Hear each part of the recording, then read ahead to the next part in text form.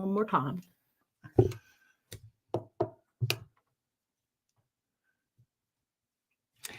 And hello and welcome everybody to another episode of Mad Barn Live. My name is Elissa Blow, joined as always by our founder and CEO of Mad Barn, Mr. Scott Cieslar. Good evening, sir. Yes, good evening. It's week number 2. We're back. I guess the plane is still flying.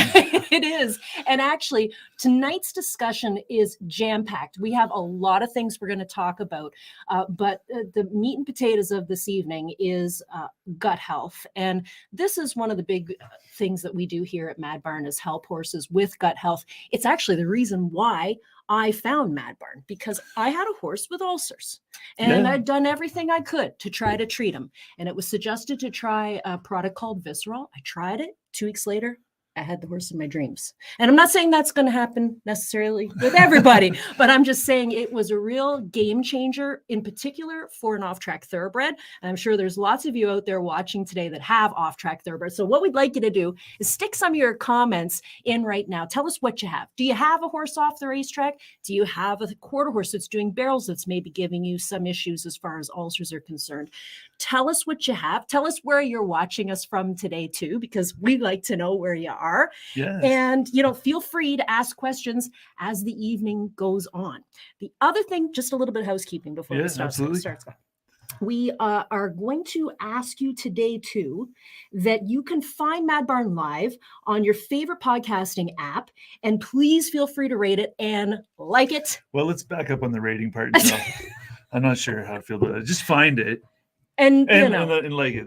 Don't worry. Just say out. Yeah, exactly. Okay, we're going to get into it because it's a big night tonight. This is a huge topic. And again, some of the major questions that come through Mad Barn here. So, Scott, first of all, we want to have a brief overview of a horse's digestive system. And I know can't be brief necessarily, but if you can, a brief overview. Well, I can do brief. Okay. Brief's not an issue. You have the stomach, you have the small intestine, you have the cecum, you have the colon, and we're out the back end of the horse. Great. Next question. No. Really, so how do things go wrong? Like, how could this possibly go wrong? Well, there's a lot of reasons why things go wrong. But so in all seriousness, we have the stomach as a small compartment in a horse. And I think most people, they've heard, okay, the horse needs to be constantly grazing, needs to be constantly eating. But why is that?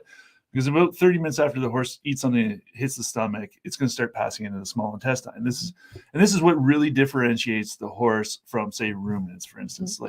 They're like a combination of a ruminant. For those of you, I guess, just explain what a ruminant is. I guess is the four-stomached animal, the cow, for instance, is a popular one.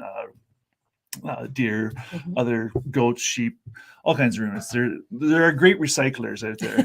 We'll call them. Anyways, back to the point. The horse basically took that fermentation vat that's on the front of a ruminant and it put it on the back end. So it's able to use fibrous feeds like forage and low quality browse, if you will, being the feedstuffs, and still get energy out of it. I'm jumping all over the place here already. It's early. We'll try to get this thing back on track. But the great thing about so a ruminant, they can really extract a lot from, plant material that humans or monogastrics really can't get anything out of. Like cellulose is a big one. They digest that and it produces VFAs, and the ruminant uses that for energy. Well, the horse has kind of taken that and flipped it backwards, and it's taken advantage of the monogastric system where it can absorb protein, high quality proteins, and starches and sugars in the small intestine, and then still utilize the hindgut as a source of energy. Now, we have to really consider when we're looking at the horse is like how it evolved this entire system. And it didn't evolve eating grain or high starch or high sugar feeds. So it's really not used to those things. It's used to eating actually really, really low quality browse. I'm just using browse as a term it could be pasture, it could be any kind of vegetative material the horse might eat. And then that would reach the hindgut, ferment by the bacteria in there, and that's how the horse derives most of its energy. So the bacteria ferment it, produces VFAs or volatile fatty acids or short chain fatty acids. We can go through the whole list. I'm not sure why scientists call all these different things, but they do for some reason. So short chain fatty acid, volatile fatty acids, it's propionate, butyrate, acetate would be the three major ones. And that provides energy for the horse. And that is actually where the majority of the energy should come from for a horse. So I've moved from digestive physiology into already what these energy sources are. But it really creates a crux of how we feed this horse. from what we're going to feed it, from the psychological and the chemical composition of what we're going to give this horse is really related to digestive physiology. And so I guess to summarize, so much for being brief, Elissa, sorry. brief apparently is not my repertoire. We have a big fermentation vat in the back end. I don't want to be too flippant about it, but we'll call if you're making beer, that's the fermentation vat. And that's where the horse should be extracting the vast majority of its nutrients. Minerals and vitamins will all be absorbed in the small intestine.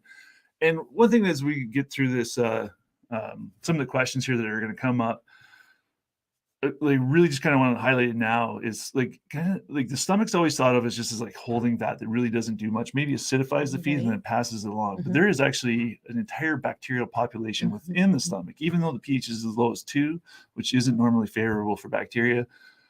But as we know, like you go to the depths of the ocean, there's bacteria that live in these thermophile bacteria that can live in extremely high temperatures and adverse conditions.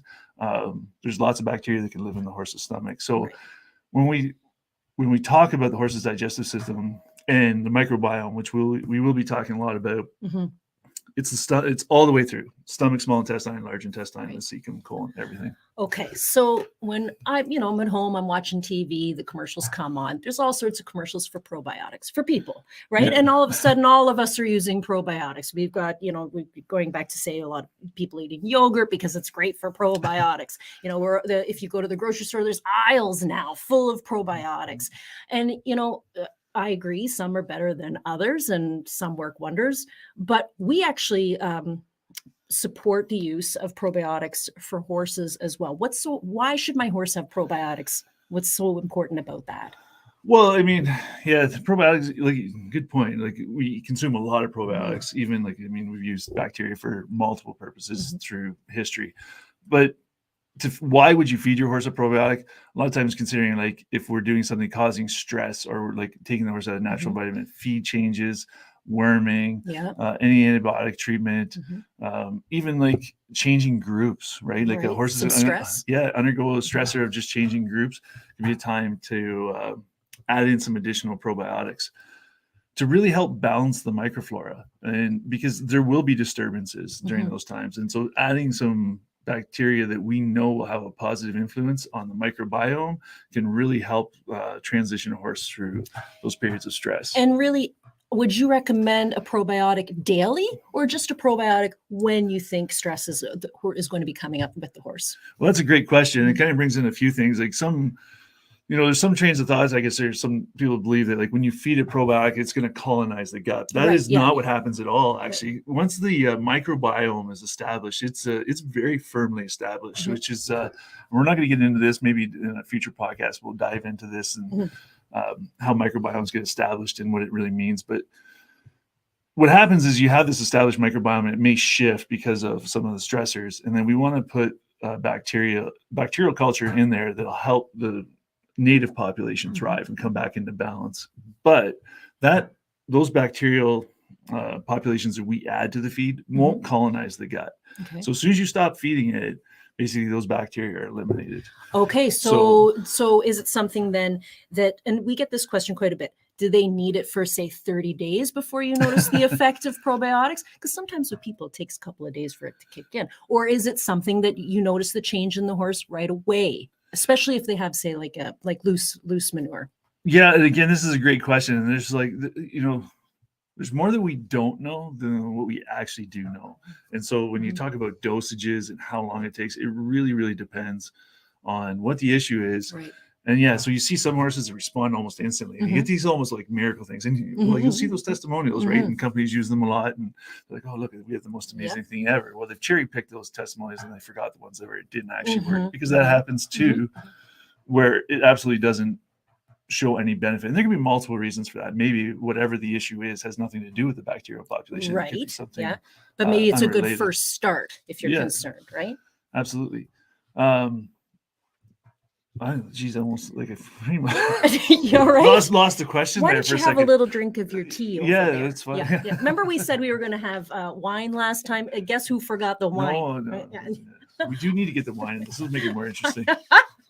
And look, we have lots of people watching us already from all across North America. And again, please tell us, and all sorts of people. They're watching from Louisiana. Hey, Louisiana? that's a place we need to Well, go. we do, not right now because there's a hurricane rolling. Maybe it's a little east of there. I'm not sure. And Well, I our think best it's actually wishes to floating everybody. up. Yeah. You know, I see somebody here from Virginia too, and you know, we have a lot of friends that use our Mabron products that are in North and South Carolina, and we're really thinking about them, and our friends in Florida as well. So yeah, and hey, how about our friends out east in Canada too? Yeah, actually, my daughter's out there sending me pictures of uprooted trees, and it's that's a little it's scary. very unfortunate. But we got lots of people and friends in Quebec, people with saddlebreds, people with thoroughbreds, all sorts of people joining us tonight. And thank you so much because, you know, Scott's a wealth of knowledge. And if you can get something like this, all this information for free, take it. Well, you can, right? All right. So I kind of want to, I'm going to simplify some things a little bit here, just based on some of the discussion and all these questions that are pouring in tonight. One thing that people say when horses are, you know, maybe have an unhappy gut or they're, you know, we were talking about probiotics, yes, but something that they say that does soothe the stomach is to feed a horse something like Timothy alfalfa cubes. What do you think about that? Or alfalfa pellets or something along those lines? Yeah, I mean, well, alfalfa a lot of times you'll see recommended, particularly with horses with ulcers, right? It's a great buffer. It's very nutrient dense in terms of a forage. It provides lots of nutrients, protein, high mineral content. But again, you do have to be careful. And this is why we use nutritionists. And this is why we provide the nutritional advice, that it's not just a blanket recommendation that, yes, alfalfa is to be used for every single horse. But it does buffer, and it is a great nutrient source. But it has to be in balance with the total diet and how much we use and implement. So yes, it can definitely benefit gut health. Absolutely. But like everything, it needs to be in balance with the total diet. So it's not, you never want to make a blanket recommendation to just say, yeah, go feed some alfalfa because this will be a perfect feed for gut health issues. It really depends what the issue is and where it's stemming from, because it can cause some negative issues. I think we talked a little bit about alfalfa, or I have on podcasts, where it can have a very negative effect on like metabolic horses with insulin resistance, and it does seem to be a trigger for them. So in a lot of cases, it does. It's definitely beneficial for gut health, but in some cases, it can have other deleterious effects. So you do need to take all this in consideration. That's why we look at the entire diet. It's never about one supplement, one probiotic, or one feed that we're putting in there. It's the entirety of the diet that becomes a paramount importance of like what is going to provide the optimal health and gut health for your horse. And what Scott's talking about is something that's really available to all of you that are watching.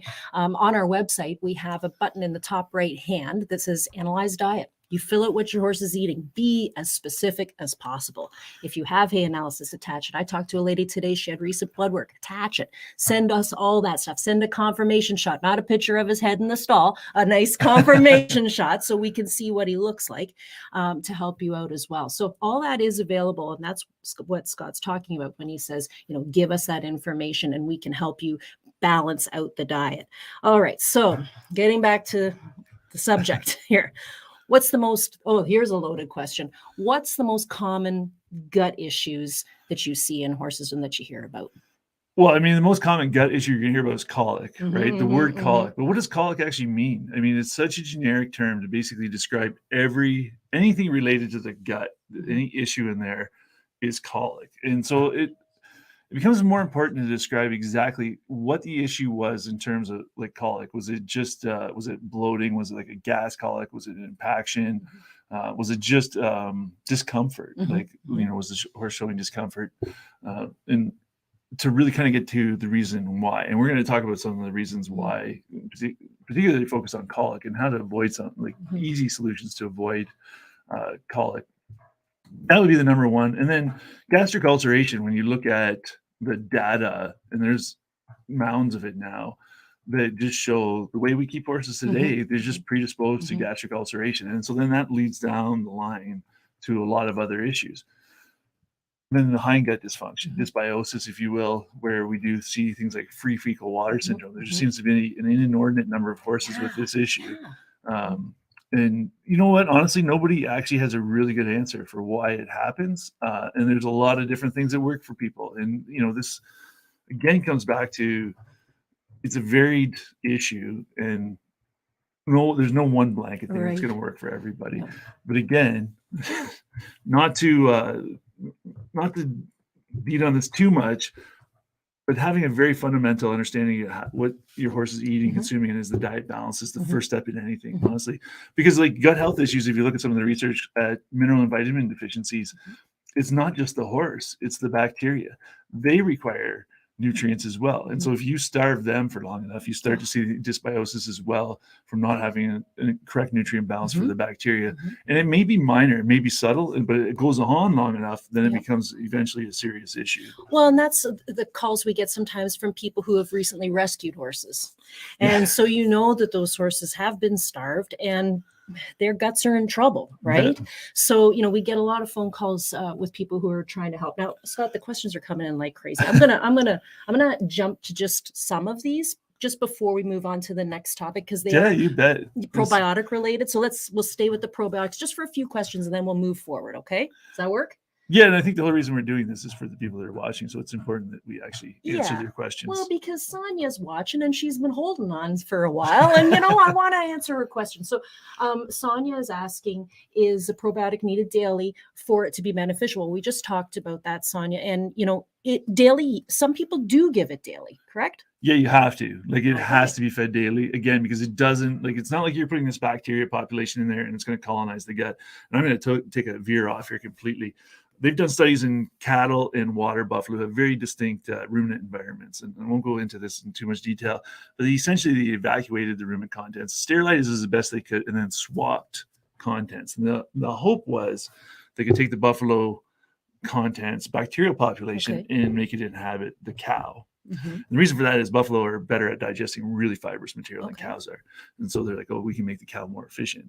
And it took less than a week, and the microbiome reverted right back to what the original microbiome was in that cow.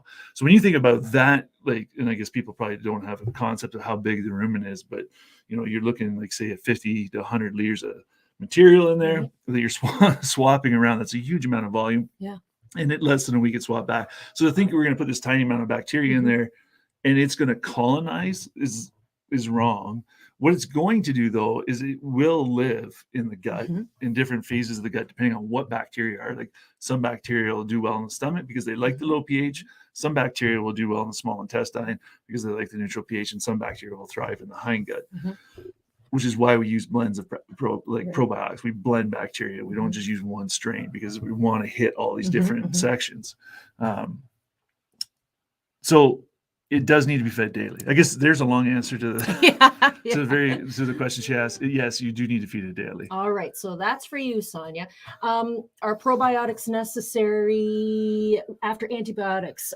Yes, and right. Well, yeah, you say yes. I say. I guess no. Well, necessary is a hard word. Is the horse going to live? Well, yeah. Because you give is it a nice thing to give it when it's getting butane and things like that? Yeah. Yeah, it's going to help. I mean, that's really what we're looking to do, is optimize and like speed up any deleterious effects that happen from worming, antibiotics, or NSAIDs that may have been fed to that horse, is get it back to its optimal as quickly as possible. Right. If you don't feed them, yeah, for sure it's going to get back there eventually. Scott, is this why when this is totally wacky Elissa talk here, is this why when I'm at the doctor and he gives me a prescription for antibiotics, he says, and I want you to eat lots of yogurt with this? Is this why? Same idea, right? I mean, it's this battle between like good and evil, if you will. Like, if you want to make this a black and white comment, a very binary conversation, like the pathogenic bacteria and the ones you want in there, they're always both present. It's about making sure that your symbiotic ones are the ones that are winning. And so when you give antibiotics, I mean, that's just broad spectrum napalm, right? Like, that's a little general, but just for the sake of this, you're killing everything, the good and the bad. And so what you're trying to do with the yogurt or probiotic is repopulate the beneficial ones as quickly as possible to make sure you're not allowing the pathogenic ones to take hold. Gotcha. Okay, thank you. Now I know why I have to take the yogurt all the time. All right, so and it's delicious, and it is quite lovely. Look at all these people. My goodness, they're from all over the joint. We even have buggy horses. We might live for week 3. We might. Some people here are actually, this is really cool. And this is because of Scott and I both come from the standardbred racing world originally. There's some people on here that have some Amish buggy horses, which is amazing because that's really the original second career for many standardbred race horses, right? They move on to a life in the Amish community. And so, yes, because they were race horses, it's the same thing. Their life was a little bit more stressful than the average horse that's sitting out in the backyard. Yeah, likely they have ulcers, right? Or stomach issues. So, okay. I had one other here that I wanted to do. Oh, you have the one on the screen you're missing there. Oh, sorry.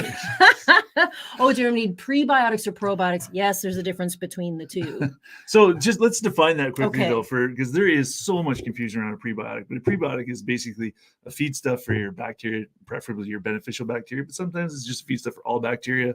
And a probiotic is actually the living organism. Now, there is some confusion even among probiotics in the sense that we have bacteria and we have yeast. So those are two very different classes, but generally get lumped in the probiotic. For some reason, I've always like classified bacteria as probiotics and then yeast as its own. I don't even put it in the probiotic category, but it is in there. But then prebiotics get misused too, because some people like call indigestible things, even to the bacteria, prebiotics. But for mainline purposes, prebiotics are things that will beneficially feed the bacterial population. Now, your horse should be filled with prebiotics just in its natural feed stuff. So forage is the greatest prebiotic there is. So do you need to go out and buy an extra prebiotic? Not necessarily. Now, there are very specific things like manoligosaccharides, sorry, it's a mouthful, or moss, they do for short term, which is classified as a prebiotic, and that has very, very specific properties. So it's a carbohydrate that comes from yeast cell wall, and it actually interacts with the immune system at the gut level. I don't know, like most people maybe don't realize that about 65% of your immune system is run basically from the gut level up. And so it's very important, any interaction that happens in the gut. And again, when we get back in the microbiome, and maybe this could be a whole talk unto itself, is the interaction between the bacteria, they call the gut-brain axis, and all of the things that happen in that communication. But there's these specific, back to the prebiotic, compounds, they do stimulate or modulate the immune system. And there's a big difference between those two things. And again, this is only, we don't want to be here all night, so I'm not going to dive too much into this. But so things like moss, which are considered a prebiotic, can definitely be highly beneficial, particularly if you have significant like hindgut issues where pathogen maybe has taken hold and the probiotic alone isn't taking care of it. Things like inulin from like chicory root and stuff like that are rapidly fermentable. I don't know if the value is quite there in the horse. Again, just when we're feeding them properly. If we're feeding them improperly with a high grain diet, then yeah, there's probably more benefit to it. But kind of come back to how we approach things is like, let's fix the feeding program first and foremost before we even ever look at probiotic supplements, anything. Like that base diet has to be right. And then, okay, if we do, you know, there's other extenuating circumstances where we do need to add something specific, like we're talking about competition horses. They're just under constant stress. So like, yes, they do need the additional support on top of that diet. So again, long answer to pre and probiotic, but it is I know it's something that comes up a lot. I just want to touch on Chelsea's. I know we've got Nadine's up, but I just want to touch on Chelsea's too, because it's that time of year when people have their mares in foal. You know, the foaling season is going to be in the next few months or so for a lot of people, you know, especially with racehorses, you're looking to foal January, February, March. Is it safe for a broodmare that's in foal, a probiotic, or is it recommended for a broodmare in foal? Yeah, actually, absolutely. And actually, not necessarily just the probiotic, but you know, these moss products that I was talking about with the immune system. One of the big issues you'll have in any with the mare and foal is foal diarrhea, right? It's a very real issue and a health concern. And so anything we can do to increase the immunoglobulin level and colostrum, so that foal needs to get those immunoglobulins within the first 24 hours. And these specific carbohydrates have been shown, again, to modulate the immune system, and it happens in the broodmare. So if you start like a month before foaling or 2 months even, it has been shown to increase IgG concentration in the colostrum. So that automatically is going to transfer more into the foal. It's, you know, it's a straight linear relationship. The more quantity that foal consumes, the more it's going to absorb, and the better its immune system is going to be. And because the nice thing is we keep foals on mares, you get this transition milk for a couple of weeks where there's still colostrum and all these immunoglobulins, which then like just protect actually the gut lining. She asked if it was safe, and I'm still talking about this. And yes, it's safe is, Yeah, is the yeah. answer. But I'm going to go off track here a little bit, maybe hopefully answer some other people's questions. Some great work at the University of Guelph at the vet school where they isolated specific bacteria in foals, because again, foal diarrhea is a big issue. And this is, this becomes an area where people talk about, well, which strains of bacteria, which strains are most important. And again, one train of thought is, well, we should take the native population that is already inhabiting the digestive tract, and we should feed that back to them. Or you can take a population that some of them are native, some of them may not be native per se, and that's what we're going to feed, because they have very specific characteristics in how some of the molecules they produce inhibit pathogenic bacteria, or help to modulate the immune system as well, or just have a beneficial effect overall. And some of the work by Dr. Weiss actually at the vet school, when they did isolate specific bacteria out of foals that was natural inhabited, they grew it up, and they went and did a trial and fed it back to these foals, and actually performed worse than the control. Oh. Yeah, which was interesting. Which, and then so from there, the conclusion was, okay, we'll be very careful feeding foals probiotics. And I would caution that too, especially with very young animals, because there's very, very limited research. And so we're very clear with that as well. Like with very young animals, we're like, there's not a lot of good research. We have no negative incidences of it happening. But in some of these cases there were, and it wasn't like it was terrible. It was just a case of full diarrhea. It was a little extended. It certainly didn't have any beneficial impact. But to me, that made the case of, because I'm on the side of we need to feed different bacteria that actually naturally inhabit the gut, that this is the way to go. Because if this bacteria was doing so great, why did it get knocked out in the first place? So adding a bit more, is that really going to be beneficial? All right. So yeah, the short answer is yes. Again. Okay, here's somebody who feeds Optimum Digestive Health. And for those of you who don't know what Optimum Digestive Health, it's a pre and probiotic that we make here at Mad Barn. She feeds it on a regular basis. Hey, Nadine, she asked questions last time. I remember. Hi, Nadine. I remember you from. Well, thanks from for joining us again. Yeah, we have a regular. Nadine, we'll have to send her some swag. Like, thanks, Nadine. You're our first double question person. So she wants to know, if she feeds the Optimum Digestive Health on a regular basis, would I still need to feed the extra probiotic in stressful situations after deworming, or if a horse is on antibiotics? Good question. We get that a lot. It is a great question. And again, I'm not going to actually, the short answer is no, you shouldn't need to feed the extra, because you're already feeding, particularly with Optimum Digestive Health, where it has a very high level of yeast and probiotics in it already. So the basal level that you're feeding is already quite fortified, I guess, when it comes to this kind of things.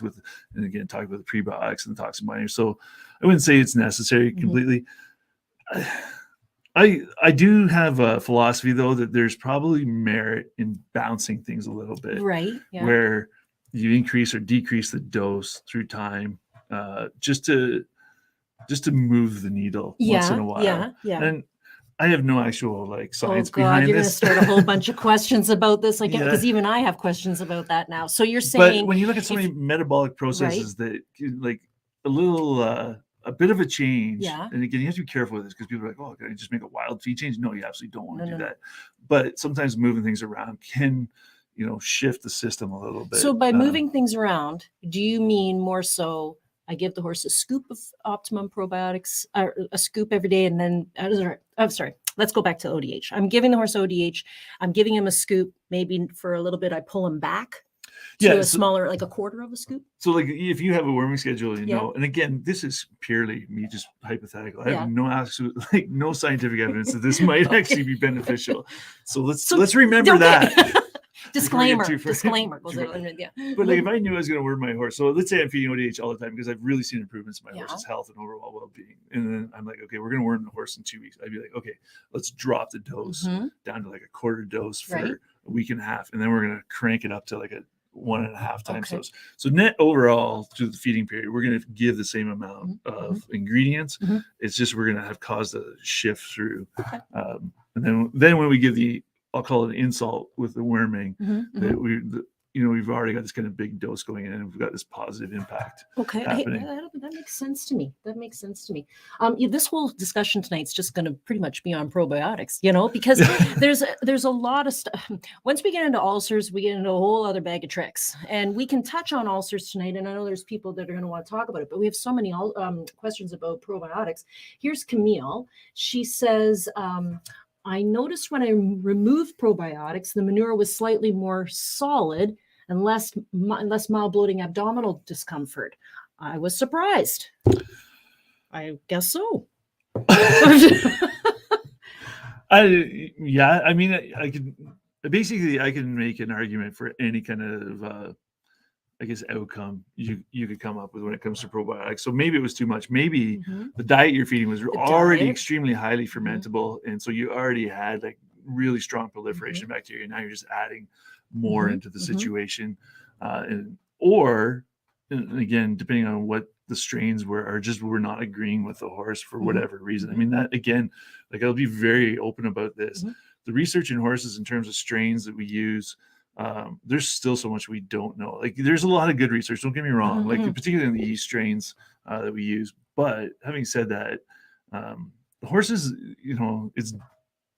it's very diverse. Like when you look at the genome, the phenotypes that we have for horses, it's not like dairy cows or pigs or chickens, which are like very homogeneous in how we've bred them. And so when we come up with solutions for them, it typically works, say, like 95% of the time. Because horses, the breeds and the genetics is so variable. It could be that, like, yeah, this works like 80% of the time, but in this case, it just doesn't. Right.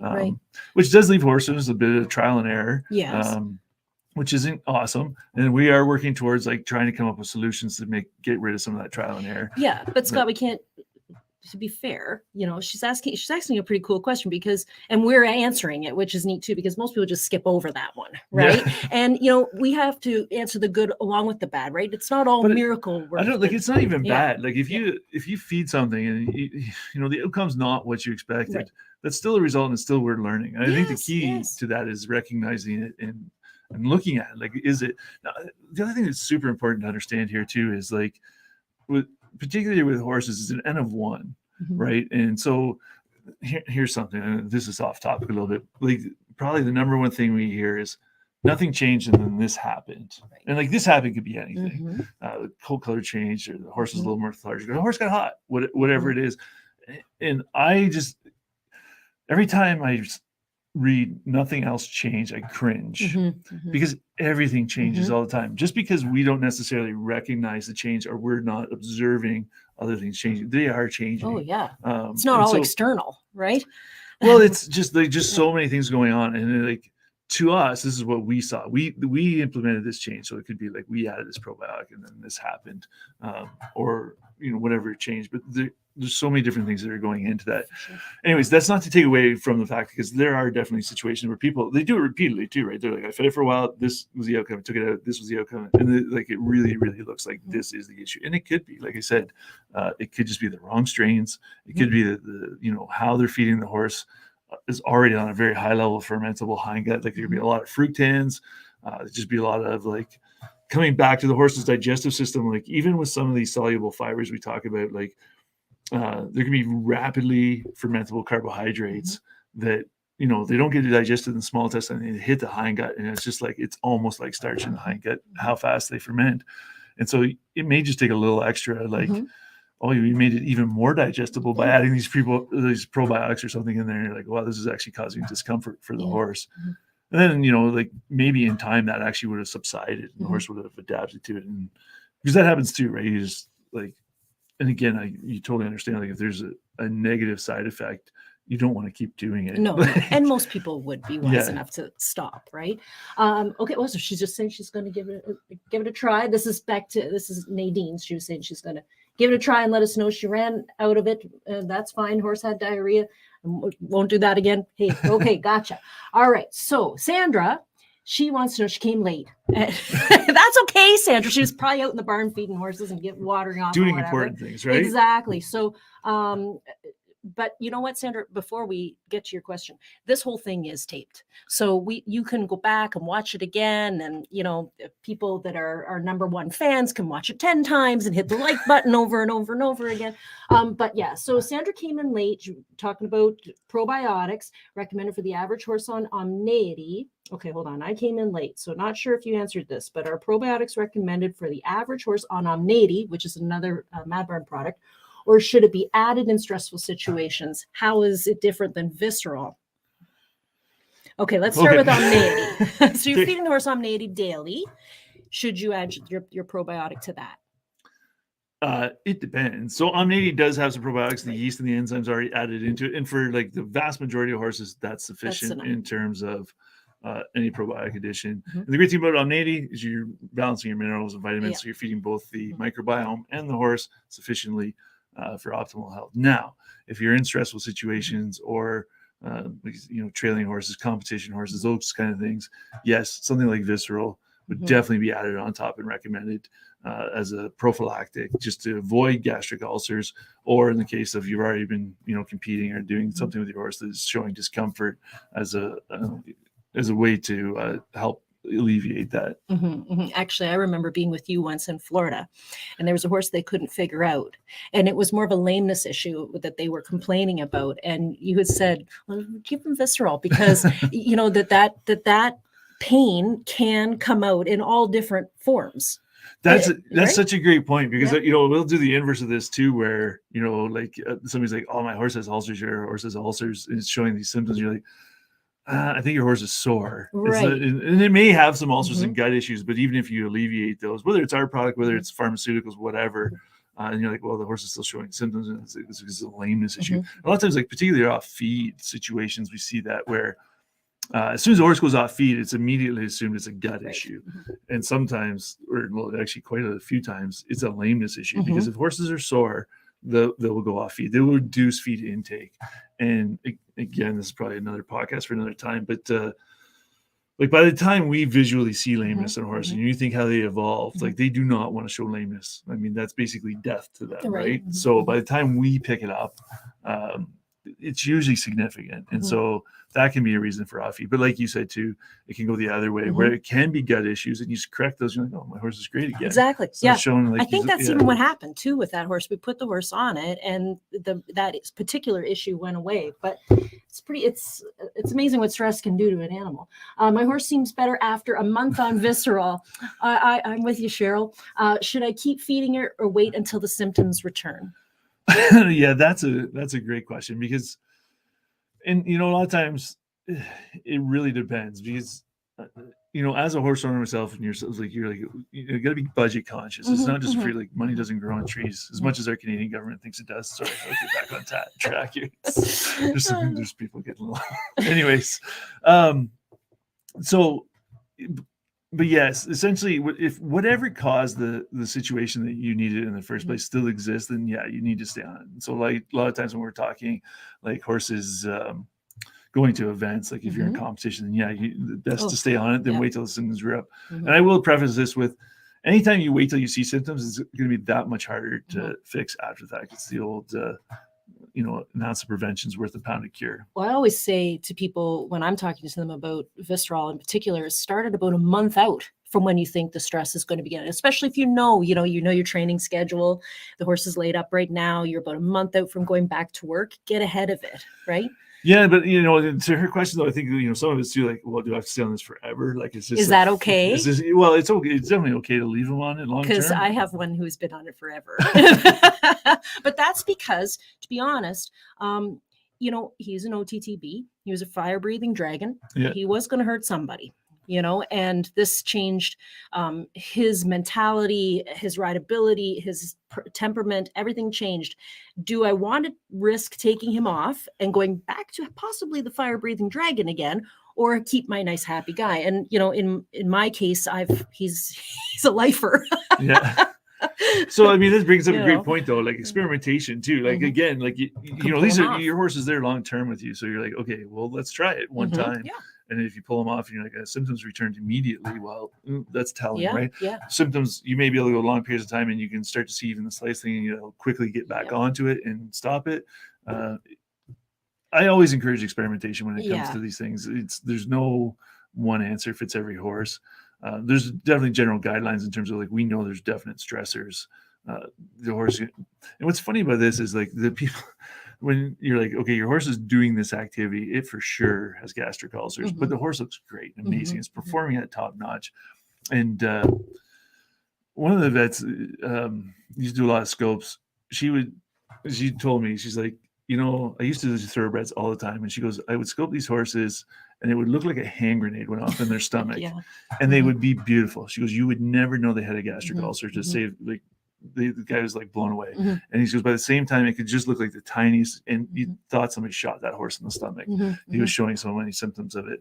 So, I mean, the outward symptoms aren't always the greatest telltale. And that's the breed too, right? Because we get this a lot. People with warm bloods, they don't show it the same way as say a thoroughbred or standardbred does. The more stoic animal, like the quarter horse, the warm blood, they don't show the symptoms the way your thoroughbred does, whose eyes turn blood red and he's trying to kill you all the time, right? They're totally different. Every breed is different, and some are more stoic than others. Yeah, absolutely. I think it's not even just, I'm sure there's breed difference, absolutely, but even within a breed, you're going to see that kind of difference. I mean, you know, it's the typical male thing. I get a bit of a cough and I'm out for a week. At least you've admitted it. My wife's got full-blown COVID. She's like, I'm still fine. You know. Oh, gosh. Okay, Judy. Judy wants to know, are probiotics good to help with mud fever? The fact that mud fever's been hanging on for over 6 months is mud fever for over 6 months. That's frustrating. Judy, I don't know. I've always been one of those people who understood that once you get it once, you're very prone to get it again. Correct? Yeah, most likely. And like, I honestly, feeding probiotics to help with mud fever, unlikely. Yeah. You're looking at more of a superficial, like external issue. You'd probably have better luck rubbing the probiotics on the actual area. Again, you know, like when you look internally at some of the benefits, like in gastric ulceration, probiotics are certainly not a cure-all for gastric ulcers, but one of the mechanisms that does help a little bit is that they actually protect the open sore from pathogenic bacteria, because So you're not kidding. Like you could, I wouldn't necessarily do that. Yeah, well, I wouldn't necessarily, because they're not going to like the environment. They're not going to like the oxygen in the environment necessarily. So you'd need very specific bacteria, like more like things like zinc, just keeping them dry, and like again, proper mineral and vitamin nutrition. So anytime there's like an immune related thing where it's just like chronic infection or fungal infection or something like that, you're like, okay, let's get back to the basal diet. You know, are we adequate in selenium? Are we adequate in vitamin E, zinc, and copper? Are these things that can easily kind of, at least, I'm not going to say they're going to fix the problem with mud fever, because like you said, once you have it, it can be an ongoing issue, but really it becomes a hygiene situation where you really got to work hard to keep it dry. And that's hard, especially this time of year. Yeah, absolutely. You know, I mean, but also, if you haven't done the diet evaluation, Judy, do it, because, you know, maybe we can help you out that way too. That's always the first step. Honestly, if you do not know how your diet is balanced for your horse, that's step number one. It'll save you so much money in the long run. Making sure the basics of the diet are covered first before you ever go near a supplement, a probiotic, or anything. This is step number one, always. Back to Sandra. She's got a second question here. She has an off-track standardbred, little nervous. She put the horse on magnesium, wondering if Visceral would be a better option. Again, it really depends what the issue is. I mean, magnesium oftentimes gets used as a calmer and people do notice benefits. I have a very distinct theory on this, and this is actually well-founded in some good science, in that, you know, when you start really looking at a horse's diet that's extremely high in potassium, if it's on a high forage diet, this isn't necessarily a negative thing, it's just a fact. And they tend to be quite low in magnesium. And when you come back to like how we determine requirements for horses, so like NRC requirements for horses are determined to avoid a deficient state. It's not an optimal state, it's to avoid a deficiency. And so when they do the calculation, they're like, well, they're not showing overt clinical symptoms of magnesium deficiency. But when you actually look at the diet and how magnesium and potassium compete for absorption, or the interactions between them, when you boost magnesium levels up, and this isn't just in horses, this is in multiple species, it's well above what we call the requirement, that we see all these beneficial responses. So a lot of times when people say, wow, I really noticed a benefit when I gave magnesium for calming my horse, I say, your horse is deficient in magnesium. You just brought it up to where it needed to be. Would Visceral be a better option? If the issue is gut related, absolutely. visceral is going to be a better option. Now you're going to get the magnesium with the visceral in there as well. And so you kind of cover two bases with it. If the magnesium is working and it's getting you where you want to be, then obviously, I mean, that's a less expensive option. Right. And it's unlikely that it's a gut issue that was creating the problem. And the magnesium is in Omnati too. So if you're feeding Omnati, you should be able to balance that out as well. Yeah, like I mean, the whole basis of when we make feeding programs is, so Omnati, AminoTrace, whatever, we're boosting the magnesium up quite a bit over like any traditional kind of feed programs that we put together for the horses. This is how strongly I believe in the fact that we are just underfeeding magnesium to so many horses, which is why you see it as such a big ingredient in the calming market, I believe. And but like, you don't need to go out and spend crazy dollars on a calming supplement. You get magnesium in the horse, get the diet balance with the right mineral and vitamin balancer for a very like inexpensive amount of money, and see the benefits there, and you probably get rid of a lot of things you're putting into the diet. But anytime you see off track in front of anything, thoroughbred or standardbred, you kind of can, it's pretty safe to say ulcers live there. Yeah, I mean, again, like just the way we house horses, I kind of earlier on, I kind of made a comment where it was like, oh, most horses maybe don't have gut issues, but when you look at the data and the research that they've done, even in like basically sedentary horses that you would think are living paddock paradise, right. And you're running a 50% gastric ulceration rate in those horses, and then you get into like race horses or high performance horses, and you may as well just assume it's 100%. Right. And again, there's a lot of people out there like, my horse is great. They do look great. They look absolutely fantastic, but they still have gastric ulceration. It's just they're coping with it essentially. Yeah, I'll tell you something really kind of funny about my guy on visceral. As far as I know, his symptoms obviously, but his coat changes every season. So like it is covered in dapples on the visceral, covered in them, and he goes to a dark chocolate brown in the fall and a beautiful bay in the summer. Like and that's really all he receives, that and Omnati. And I mean, he looks absolutely fantastic on the product and feels like a different animal. What I always say to people who are sitting on top of a horse, is that you'll feel the difference with a horse who's been using visceral, with rideability. They become so much more rideable and so much more willing to do the job at hand. In fact, we tried this with some standardbreds one year when I was down in Pennsylvania or Ohio with some, and it changed the drivability with some of those horses too. Like this, it doesn't, obviously it's not going to, we're not necessarily saying it's going to speed them up or make them go slower, but the drivers were saying it changed the whole drivability of the horse. And I want to get to this question. Actually, I'm pretty sure that's Dr. Langlaw that we have made that comment on there from Quebec, if I'm not mistaken.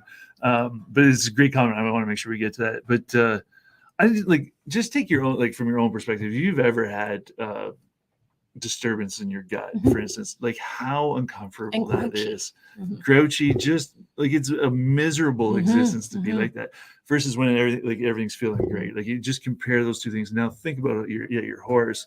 If it's chronically like that, just every day is like that. And I think is why, and it's not just our product. If you treat with pharmaceuticals as well, they're like the horse just did that, right? Like it's well, you got to squeeze that horse, and when their guts are angry, you can't squeeze. Like they get really angry at the squeezing, and then you can squeeze and ask, and things just happen a little more naturally and a little kinder. But this is a great point to suggest that wean off slowly, because this goes. This is actually how visceral got started in the first place. Was treating with GastroGuard and then stopping, and the recurrence rate is almost 100%. Why is the rebound? Well, there's two reasons. One, a lot of times that whatever caused the issue in the first place hasn't been removed. So you took away the pharmaceutical and the same issue is still there. So it just comes back. The second reason is this acid rebound we talk about if on drugs. And it's not just drugs. It is also if you're using, oh my goodness, buffers. Right. Wow, that eluded me there for a minute. If you use buffers, you get kind of the same impact where you can buffer the stomach, and this is what the pharmaceuticals do in the stomach. Essentially, you want to raise the pH so the low pH in the stomach isn't causing the ulceration in the non-glandular region. Actually, this is something we need to talk about too, is the glandular ulcers as well. We'll get to that in a minute. But think about any biological process. Probably the one most people can relate to is when your arm falls asleep. The needles and the pins you get, right? So what happens is you've cut the blood supply off to your arm, doing whatever, you're sleeping, and you're like, oh, I'm sleeping on my arm, and I can't feel it, and I wake up, and you got that dead arm, and then it hurts like hell. Why does it hurt so bad? Because what happens is, like, the blood flowing through any part of your body at any given time is not flowing through the entirety of the microvasculature. Most of it's actually shut off. And so there's this chronic opening and closing of the microvasculature that's happening at any given time where blood flow is needed. Now, if you started exercising, obviously it opens up more.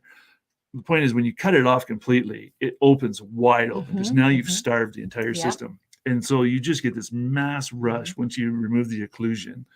And you're like, it burns so bad. And then it goes back to normal because that's the process, again, the biology kind of bringing itself back to homeostasis.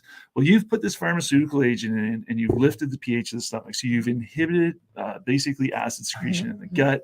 You've allowed the stomach to heal. I mean, they have patents on this. I mean, it works. Like, nobody's saying this doesn't work.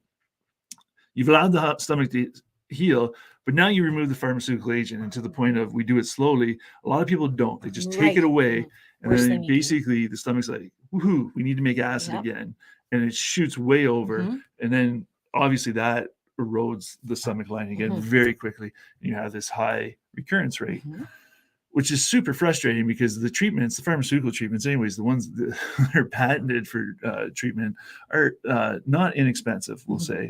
And so then, you know, the original prospect of the product was, okay, can we stop that rebound? And it was highly effective in doing that. And then we've, like, over time, we figured out, okay, well, a lot of times we can just use this on its own. Sometimes we need to use other interventions, like for really significant cases, like when we have ulceration in the glandular region, which, again, I don't have a solid answer for this, but there is good evidence that it's caused not necessarily by the acid secretion so much as bile reflux coming from the small intestine that then kind of eats away at that glandular region.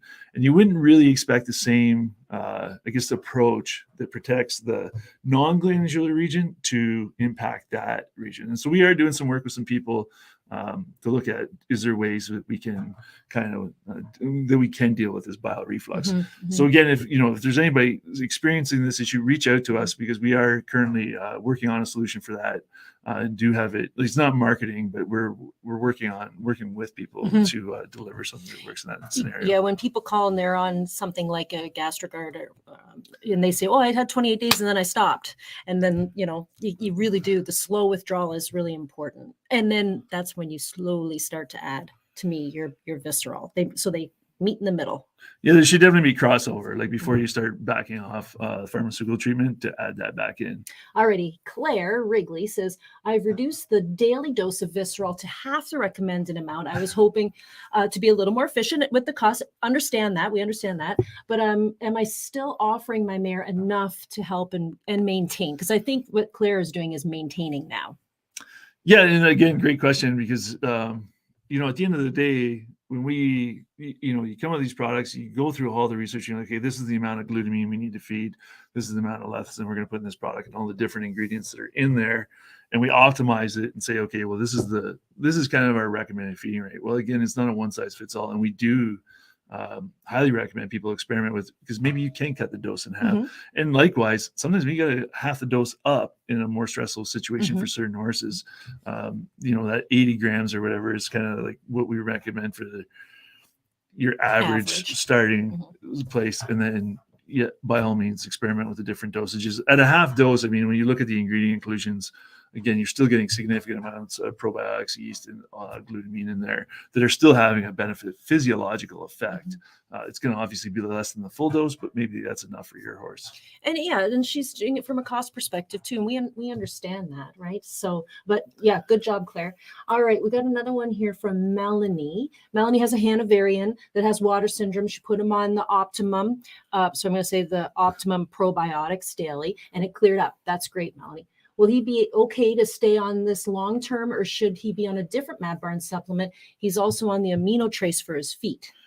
So thanks for the question. Yeah. I do want to clarify the one thing. So the amino trace is a complete mineral vitamin supplement. It does definitely help with the feet, but it is not like your traditional hoof supplement. It completely balances the diet. So your horse does need to be on the amino trace all the time. In terms of the Optimum probiotic clearing up the fecal water syndrome, if it's cleared up, again, I would experiment. I know it's a little scary to experiment, especially with people that have had it for a long time, because you're like, oh, finally something worked. Yeah. But again, you may be able to take it out and still maintain the horse without the probiotic addition. And it's okay to do a little trial and error on that. Yeah, for sure. Yeah. Absolutely. Because usually you'll see right away, like if you're, just like the former person that asked, is like the horse got a little bloated when I was giving the probiotics, and then you're like, I took him off and he wasn't. Well, you're probably best to leave him off. Likewise, clear up the fecal water syndrome, take them off. It starts to show a hint of coming back. We'll put them back on it. Yeah, no, and a few more here before we wrap it up for the day, because this was originally going to be like a 10-parter. There was a lot of things we were going to talk about, but I think it's important that we got on probiotics. We got a lot of questions about it, and we're going to be back in a couple of weeks, and maybe in a couple of weeks we'll do ulcers, because ulcers is a whole other hour at least, right? I mean, I thought we were doing ulcers this time. Well, I think we've talked a lot about ulcers. It's 8:00, and we also we do want to talk about colic too, because hey, everybody wants to know how they can help to prevent colic. We do want to talk a little bit more about free fecal water syndrome too with you guys, Again, Megan here, she is asking your thoughts of post probiotics versus probiotics. I think it's just postbiotics versus probiotics, and you should put this on the "you stumped the nutritionist" part, because I actually don't know what a postbiotic is. No, me neither. I'm thinking she probably means pre, but I'm not 100% sure on that one. So maybe she'll ask something else. Julianne back at the top. Don't worry about putting it up, guys. It's okay. She just asked if it would be recorded. Yes, it's going to be recorded. So you can watch this at any time and come back and view it again. Okay, here, we'll go back up there, guys. I saw one I like. Oldenburg, this one here. This is a good one. Well, we're cherry picking them now. So no, but these are some ones that we missed, because there are all these people telling us where they were from. It was back from the beginning, and she had asked right at the beginning of the show. So Christina was right there. Oldenburg, who has tons of spook concerns and causes ulcers, his own anxiety personality. Anxious. Anxious. Yeah. Okay. Yeah. So, so Oldenburg with spook concerns. Any horse with spook concerns. Do you think about ulcers there? Yeah, always. Again, just from the amount of people that come back and like, oh wow, that's really calmed my horse down.